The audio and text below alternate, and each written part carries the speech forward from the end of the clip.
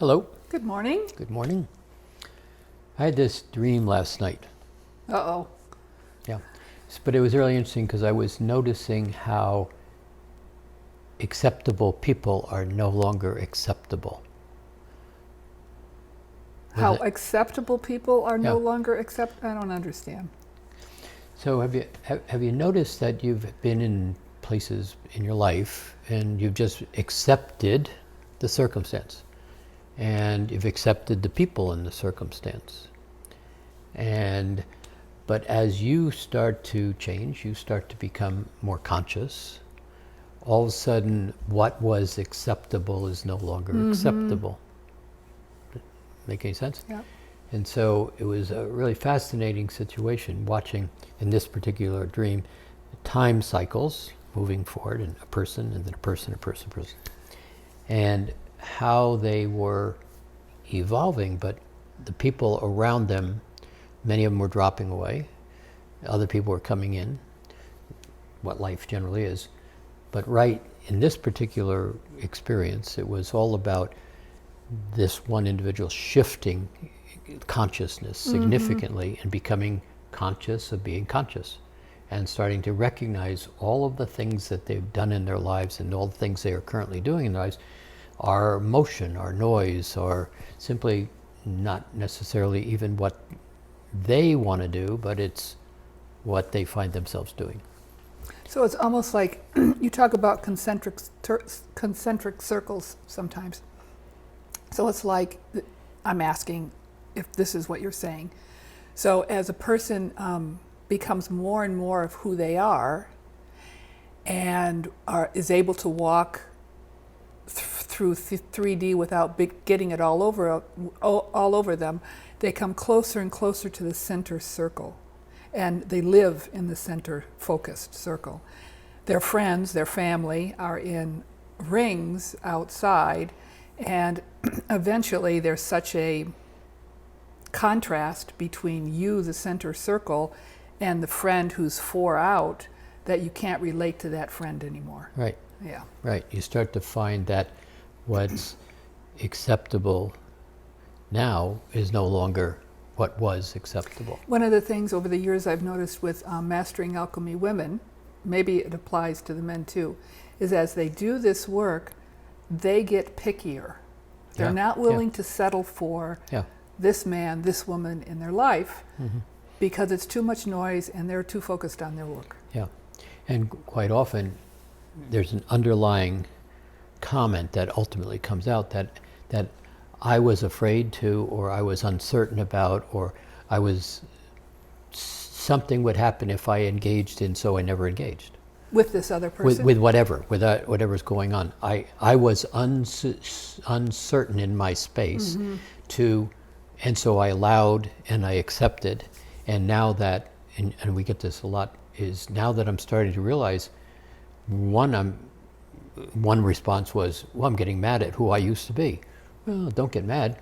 Validate yourself. Good for you. I'm now aware of where I'm aware. But it's as you start to become aware of that, you're going to lose your friends. And you're going to lose a lot of engagement with the world that you just thought you were supposed to do, but you're not interested anymore. And I think understanding that dynamic might occur, that you might lose your friends, they're suddenly irritating when they didn't used to be, understanding that might happen will make it easier when it happens. So here's an example. Here's a level 1 student who emailed. I've been going back and forth with her. And she says she's just over the last 6 months or something started to take these classes online about how to be an anti-racist. And this woman who teaches the classes, Loretta Ross, also uses a concentric circle. And Cindy was saying that her friend, who she's known for 20 years, she's realizing is way out on the edge of the circle, and she can't have conversations with her anymore. This friend, Georgia, she became a born-again Christian, and she went way the other direction, and Cindy can't relate to her anymore. And so she's irritated. Cindy's irritated, and she doesn't know, this is my friend for 20 years. How do I unfriend her? This feels really yucky, but I can't be around her because she's irritating. Yeah. So she's caught in the, I don't know what to do. So one of the things, and that's I've seen that question from lots of people. What happens is you start to play with creating that platform of words, or you start to have a sense of feeling the vibration of a word like certain or capable or kind or respectful.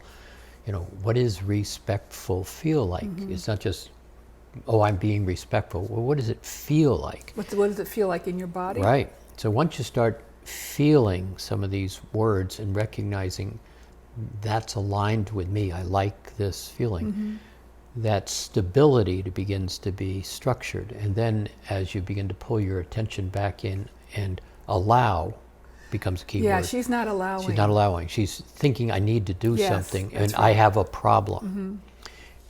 But when you start to recognize, okay, well, how often do you deal with this person? Well, I see them every 6 months. Well, why are you worrying about it? Well, worrying about it's okay, or having the conversation in your heads about, okay, is do I want to continue to engage with this person? And then the next step becomes really valuable. It's where a lot of people goes, well, I don't know what to say, so I'm going to avoid. Yes. But this is a place where finding that certainty allows you to start to begin to recognize what's going on with you and what's going on with them. And I can allow them to be there. Yeah. So it's as if you're going to see uncles and aunts or mothers and fathers at Thanksgiving. And it's always fascinating how many people dread going to a Thanksgiving or Christmas. So wait, this is supposed to be a lot of fun. Why are you dreading it? Because Uncle Frank. So what, from that place of strength, the ability and recognizing you can stay on your side of the rows, the ability to say to the Uncle Frank, Uncle Frank, I really enjoy being around you, but I can't have this conversation about politics. Because it feels bad in my body. Because I just am not in agreement with your thinking in politics, or your thinking about whatever, religion, whatever it may be. So can we agree to not have that conversation, and let's enjoy ourselves at this place. But if you bring that conversation up, I'm just going to simply say I can't be here, and I'm going to step away. The follow-up question is really important. Is that okay with you? Can we have this agreement? See, what happens, people grumble, oh yeah, whatever. And then they don't remember. And so the dinner comes up. And Yeah.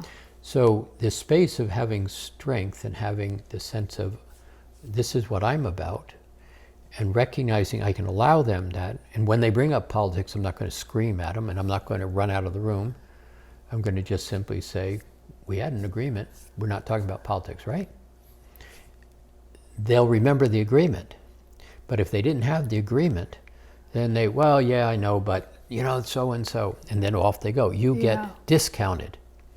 So what do you do in this space is really all about you. It's not about them. And so what did you tell this woman, the level Well, that's one what person?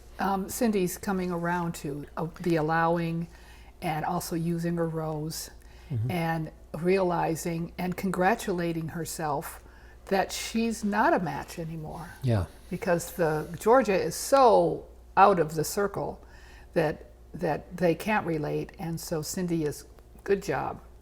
Perfect.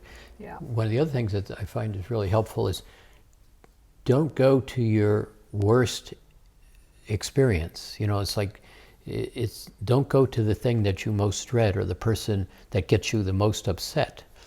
Allow that one to be there when you get to it. But what about this one thing at work that's minimally irritating? No big deal at all. Somebody just puts the pencils on the wrong side of the drawer and it's irritating, or I'm making something up. Right. How do you just simply begin to hold yourself there in a strength, in a place where you say, could we have this agreement that we put the pencils on this side? I just find it more comfortable for me. Is that okay? More often than not, in that kind of simple, the other person doesn't even realize that you have an irritation or you're. Right. So taking seniority, allowing the conversation to unfold, saying where you would like it to be in that situation, and then allowing it to be successful, small steps. All of a sudden, very quickly, you begin to realize, I know what I'm doing. I have success.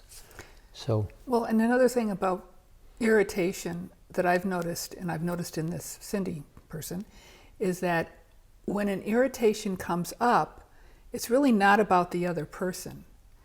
That feeling is Yeah. in me, and so there's a magnet, something that went bing and Yeah. lit up, and so it's really a rich opportunity for me to say, oh, I am feeling irritation. Where in my space do I hold this magnet? Where is the match with this other person? Even though I don't behave the way she does, there is some kind of off balance. There's a match, there's a connection. She's showing me something, even if it's judgment in my space. Yeah. Me judging people who behave that way. That's what Cindy's dealing with. Yeah, yeah. There's a nice find for that, is if you can treat it as my intention is to find my space, find balance, and be able to negotiate, navigate through all these things. If you basically allow all the people that trigger feelings inside you as a mirror, if you just simply say, I'm going out in my day, and when something irritates me, or when I go into judgment, because if you could stop right there and say, wow, thank you, person of judgment, irritation, where is this in me? Yeah. And what happens is you create a rose and explode it, or use the eighth ray, or use some of the tools that are available. The next time you run into that person, they're going to do the same thing they just did. And all of a sudden you realize, wow, it's still a dumb thing they're doing, but I'm okay. There's no charge. There's no charge. And all of a sudden, even goes further than that, many times, is all of a sudden that person somehow got a new job, somehow went away, and all of a sudden 6 weeks later you go, what happened to that person? It's not important what happened to that person.